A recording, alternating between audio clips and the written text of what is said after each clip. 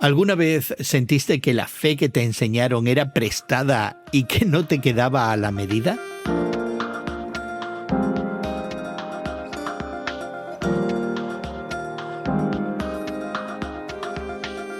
Gracias por acompañarnos entre amigos, esta conversación semanal sobre la fe cristiana y el mundo contemporáneo que tenemos hoy el doctor Elimelech Cordero, Juan David Correa y tu amigo Gerson García. Hay palabras que aprendemos en la iglesia que nunca usaríamos en casa. Propiciación, escatología, hermenéutica y mi favorita, concupiscencia. Son palabras con sentido que quedan bien en los elocuentes sermones del domingo en la mañana, pero que para el lunes parecen tener poco o ningún sentido. No pensamos en conceptos teológicos en lo cotidiano, en el día a día, en la rutina del trabajo, la familia, el entretenimiento, los amigos. Y a pesar de eso, nuestros invitados de hoy creen firmemente que la teología no es solo para seminarios ni tan solo para los domingos. De hecho, afirman que, nos guste o no, ya todos tenemos una teología. La pregunta no es si ya la tenemos, sino de quién es y por qué a veces no nos queda a la medida. Muchos de nosotros crecimos con una fe que venía empacada con sus propios colores, su propio acento, sus propias reglas de quién habla y quién escucha. Fe hechas a medidas de otra cultura, de otros tiempos, para otras gentes. En un momento en que tantos están cuestionando o, en el mejor de los casos, reimaginando su fe, vale la pena preguntarse: ¿estamos rechazando verdaderamente a Dios? ¿O estamos más bien rechazando un traje teológico que nunca fue de nuestra talla? Hoy conversamos con dos teólogos y profesores del Seminario Bíblico Hispano de Chicago, el doctor Elimelech Cordero y el profesor Juan David Correa, personas que llevan años pensando exactamente en eso desde su propia cultura. Esta será la primera parte de dos conversaciones que tendremos con ellos. Pero antes quiero invitarte a que te suscribas a este podcast. Este podcast existe porque la conversación es mejor cuando somos más. Así que encuéntranos en Spotify, Apple Podcasts y YouTube. Y si este episodio te movió algo, pues mándaselo también a un amigo. Recuerda que esta suscripción es semanal y completamente gratuita. Suscríbete hoy mismo. Pues siempre es un placer poder salir y visitar las instalaciones del Seminario Bíblico Hispano de la ciudad de Chicago, una institución que ya casi por 50 años ha estado entrenando líderes laicos. Algunos de ellos se convirtieron eventualmente en ministros del Evangelio, en pastores, en gente que sirve en nuestra comunidad de habla hispana, en esta diáspora de los Estados Unidos.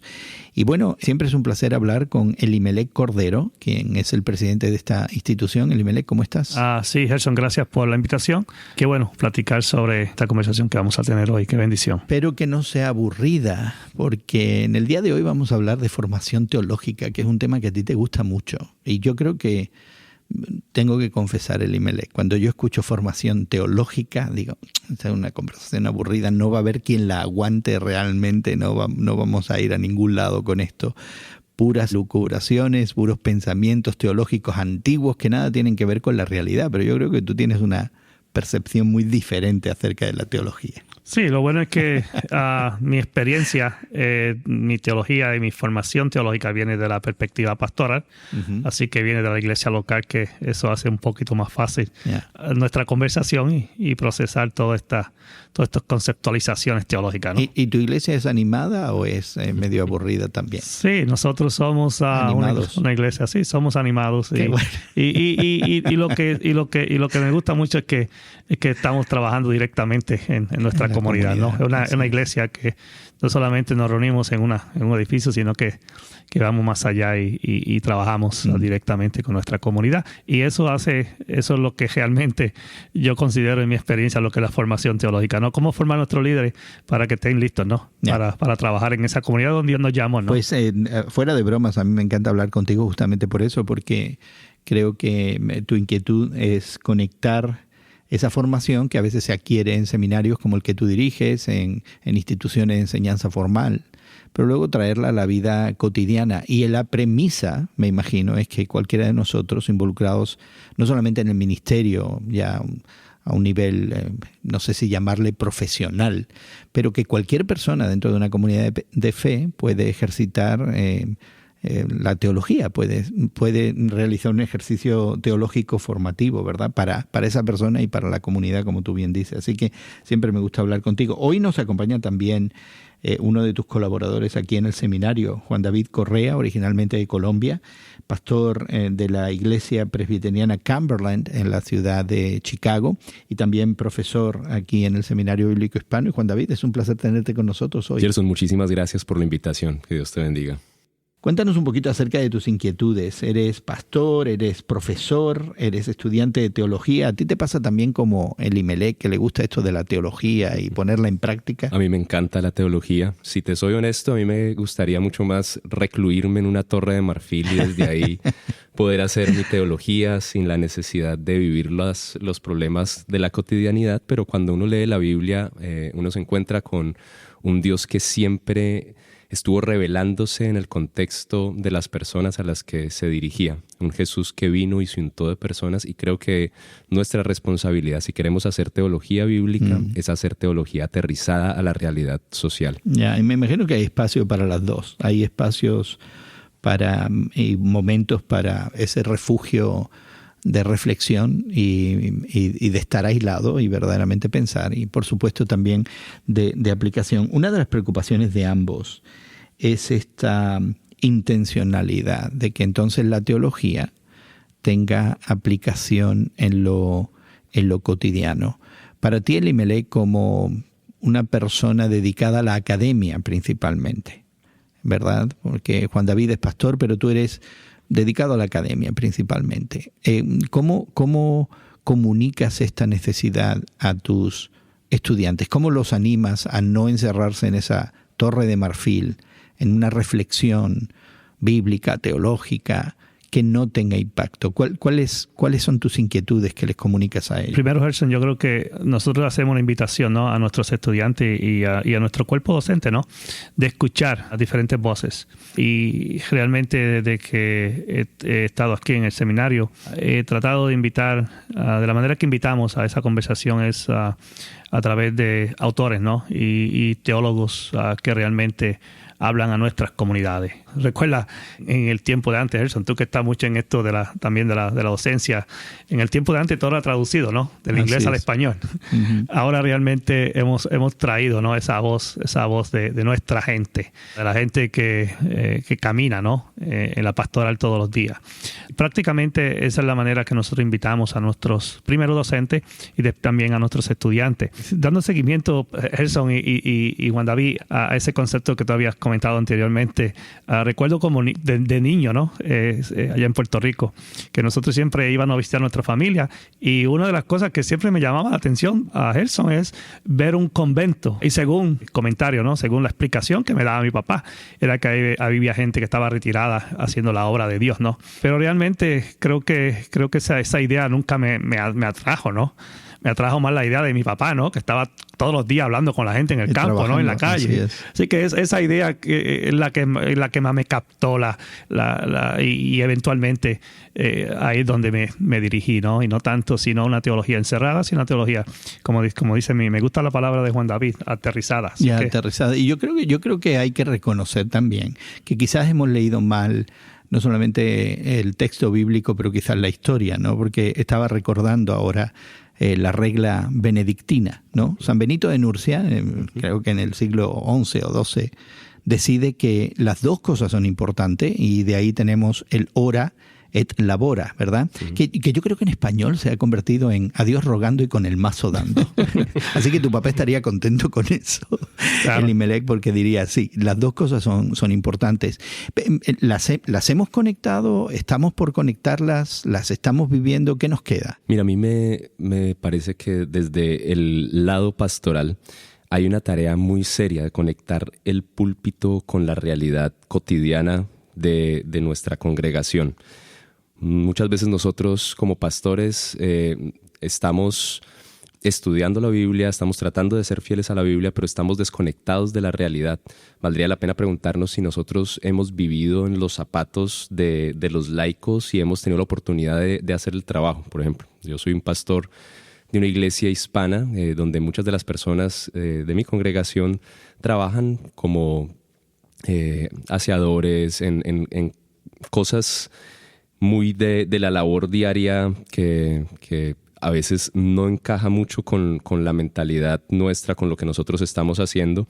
Y valdría la pena preguntarnos cómo hacer para aterrizar lo que yo estoy compartiendo desde el púlpito con las realidades que viven las personas que me están escuchando. Cómo conecto la palabra, así como, vuelvo al ejemplo de Jesús, así como Jesús utilizaba la mayoría de sus ejemplos, la mayoría de sus analogías del mundo agrícola, que era donde la mayoría de personas se mantenían. Nosotros deberíamos pensarlo mucho más, no solo desde el punto de vista del ejemplo, de la conexión con las personas, sino también desde el punto de vista de la acción, de cómo les ayudamos a ellos a entender la verdad del Evangelio, de tal forma que ellos puedan aplicarla en su cotidianidad.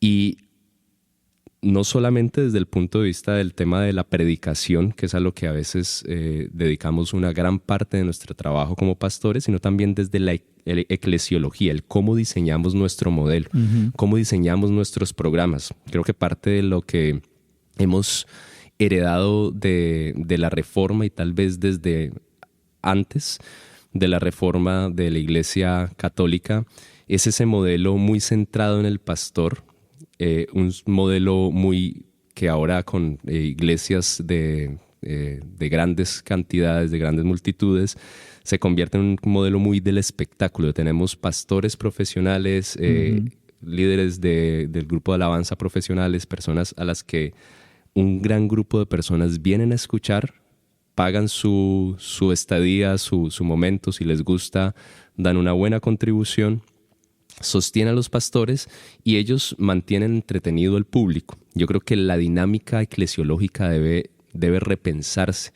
para que deje de ser un espacio en donde muchas personas vienen y se reúnen y de una manera pasiva se limitan a escuchar lo que unos pocos están haciendo y sea más bien un espacio en donde estamos entrenando y equipando a la iglesia para salir a transformar la sociedad.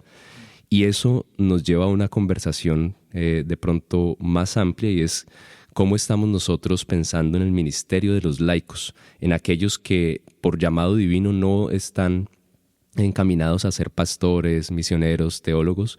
¿Cómo vamos a hacer para equiparlos a ellos para que en los lugares de su trabajo, en la cotidianidad de su vida, puedan ser las manos y los pies de Jesús? Ya. Pues tenemos que desempaquetar todo eso poco a poco, ¿no? Creo que hay elementos muy importantes a considerar en todo esto que nos acabas de decir. Y empecemos por lo más obvio. Lo primero que mencionaste es esta realidad donde en la exposición bíblica, el sermón, la predicación o programas de enseñanza dentro de la iglesia están verdaderamente desconectados de la realidad, y yo me atrevería a decir y usar esta palabra, socioeconómica de la gente que tengo ahí. Y este es un problema que yo creo, Elimelech, tú y yo, años viviendo en este país, los Estados Unidos, lo hemos visto, donde nuestros materiales formativos, donde los libros que leemos, muchas veces traducidos del inglés, donde los programas de radio que escuchamos en español, muchas veces traducidos del inglés, nos presentan esta realidad de una clase media viable, pudiente, con el sueño americano, cuyos hijos son todos perfectos y todos aceptan la realidad del Evangelio y no hay resistencias internas, donde te llevas extraordinariamente bien con tu pareja y nunca hay disidencia, donde tienes que ser el mejor papá, la mejor mamá, el mejor hijo, ¿verdad? Y de pronto venimos a la realidad socioeconómica, y voy a usar esa palabra, de nuestra gente, y hay una desconexión total, ¿verdad? En parte porque estamos en un contexto donde el recurso formativo, la fuente formativa, representa a otro tipo de gente y a otro tipo de expectativas. Y yo creo que habría que empezar de alguna manera hablando de eso, ¿no? Y Elimelech, yo creo que tú también lo apuntaste cuando nos dijiste, bueno, gracias a Dios estamos no solamente usando material traducido, pero ahora por primera vez estamos pensando desde nuestra realidad teológicamente, ¿no? Y yo creo que habría que empezar por ahí. Hay una desconexión entre el mensaje que proclamamos a nivel socioeconómico con la realidad de la gente de nuestra iglesia a nivel socioeconómico. Y no parece que eso sea algo que muchas veces se considere, ¿no? Y algo interesante, un escritor habla de lo que se llama haciendo teología en español. ¿Verdad? O enseñando teología en español. Me impactó cuando yo leí el término, pero realmente cuando seguí descubriendo este concepto, ¿no?, de una predicación vernacular, ¿no? Y ¿qué es lo que la gente habla? ¿Cuáles son sus preocupaciones? Exactamente. ¿Con qué sueñan? Y ahí es donde sale el término de interpretación impuesta, ¿no? Que tú estabas diciendo, interpretaciones colonizadoras o que ya salen de otros contextos, muy diferente, ¿no? Muy diferente a la pastoral. Cuando uno habla, tiene conversaciones, ¿no?, en los pasillos, ¿no?, después del servicio, en la vida, en las reuniones personales, ¿no?, de hombres, de mujeres, jóvenes, esas inquietudes, ¿no? Y ahí creo que es donde nosotros tenemos que seguir haciendo una teología totalmente, como dije anteriormente, ¿no?, en español, ¿no?, que el lenguaje de ellos, las preocupaciones de ellas, el contexto de ellos, la viveza, ¿no?, las realidades que están pasando todos los días. Y aquí en Chicago estamos hablando de inmigración, estamos hablando de vivienda, estamos hablando de gentrificación, estamos hablando de todo esto. De que no se puede vivir en la ciudad donde trabajamos con el salario que nos pagan en esa ciudad, ¿verdad? La realidad socioeconómica que tú habías comentado anteriormente. Yo recuerdo a un profesor de la Universidad Wheaton, aquí en el área, aquí cerquita, el profesor Engel, que fue un extraordinario comunicador, y él decía: la audiencia es soberana. Es decir, esa ha sido una de mis reglas de mi ejercicio de profesional dentro del campo de las comunicaciones, ¿no? Que a quién le estoy hablando. Y eso va a condicionar todo. Y creo que lo que tú nos estás apuntando, Juan David, es el hecho de que muchos pastores se suben al púlpito y todavía no saben bien a quién le están hablando y lo que la gente necesita. O a lo mejor lo saben, pero ya tienen un mensaje de alguna manera prefabricado. No sé cuál es el problema. Yo me atrevería a preguntarme, más que a apuntar un problema, preguntarme si tenemos un problema en la predicación debido a que tenemos una teología traducida y no una teología que estamos desarrollando a partir del contacto real con la gente real. Y valdría la pena que nos hagamos algunas preguntas. Muy bien. Por ejemplo, nosotros, si leemos la Biblia no con los lentes de una teología traducida, intentamos ver los temas que en la Biblia resaltan de tapa a tapa, de Génesis a Apocalipsis, vamos a ver que más de un 90% de nuestra Biblia no está apuntando a temas tradicionalmente religiosos, a temas litúrgicos, a temas que tradicionalmente son los que más resaltan en nuestros sermones. Valdría la pena preguntarnos si hacemos un estudio en las iglesias hispanas acá en Chicago y le preguntamos a las personas cuántos sermones han escuchado relacionados con la pobreza, con la migración, con la explotación, con la realidad sociopolítica. Yo sospecho que son pocos. Yo diría que no hay mucho de eso, la verdad. Son muy pocos. Y si comparamos con otros temas que han sido caballos de batalla de la iglesia por mucho tiempo y que han sido más bien traducidos desde la teología anglo. Y desde otras preocupaciones. Desde otras preocupaciones que también son válidas. Así es.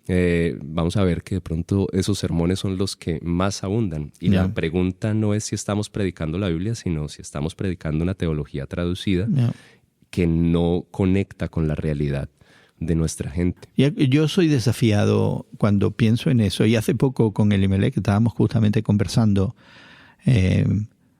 sobre este tema, ¿no? Cuando hablamos de prácticas cristianas, ¿no? En el mundo anglosajón que ha influido tanto el protestantismo contemporáneo, particularmente partiendo de los Estados Unidos, esta idea de las prácticas individualistas, ¿no? La oración personal, la lectura de la Biblia personal, la reflexión y devocional personal, y poquito comunitario, quizás nada más la alabanza comunitaria, que ahora es posiblemente el espectáculo, uno de los espectáculos a los que tú te referías, ¿no? Pero ¿qué pasa con estas otras prácticas cristianas como la hospitalidad, ¿verdad? Como la peregrinación, la inmigración, otras prácticas cristianas que también serían válidas. Así que Yo recuerdo este concepto, ¿no? del apóstol Pablo, que dice, bueno, yo vine a ustedes y les prediqué todo el consejo de Dios.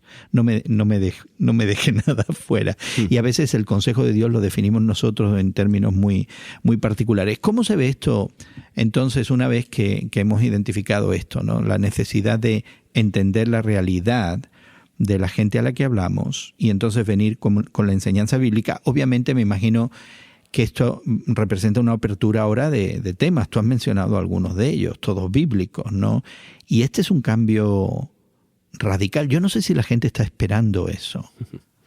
Mira, es muy curioso porque cuando empecé a predicar acá en la iglesia donde soy pastor actualmente, diseñé una serie basada en la vida de José, se llamó El progreso del inmigrante. No el progreso del peregrino. No el progreso del peregrino de Bunyan. De Bunyan, ese es otro, pero el progreso del inmigrante, interesantemente. Y les pregunté cuántos sermones ustedes han escuchado acerca de la migración o donde han tocado el tema. Es una comunidad de migrantes que lleva más de 20 años en esta ciudad y ninguno pudo recordar un solo sermón. Es posible que lo hayan escuchado, pero el hecho de que no lo recuerden ya nos dice mucho. Les pregunto, ¿ustedes creen que la Biblia habla de migración? Y no supieron qué responderme. Oh, terrible.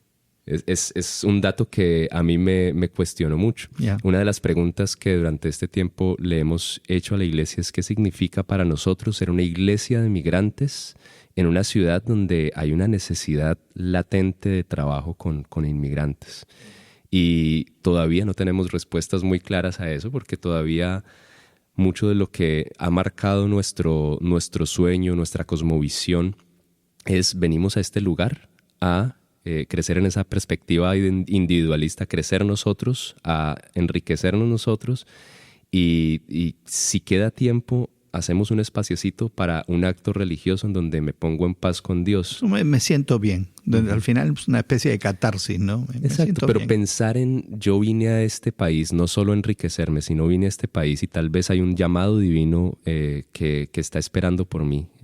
Tal vez dentro de toda esta experiencia de migración, Dios me está permitiendo releer la Biblia, releer mi vida desde otra perspectiva para participar de su misión integral. A veces cuesta. Continuaremos nuestra conversación con el doctor Elimelech Cordero y el profesor Juan David Correa del Seminario Bíblico Hispano de Chicago en nuestro próximo episodio.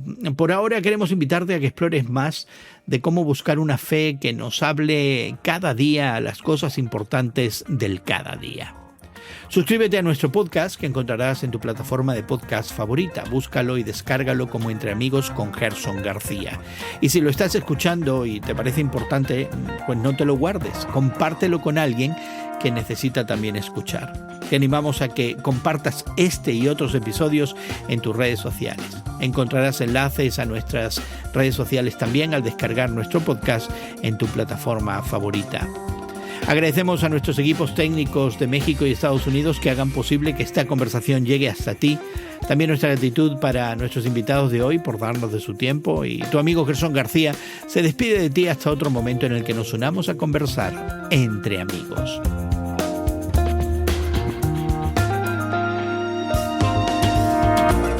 Entre Amigos con Gerson García es producido por Eventual Media y distribuido por Radio Moody para ministerioreforma.com.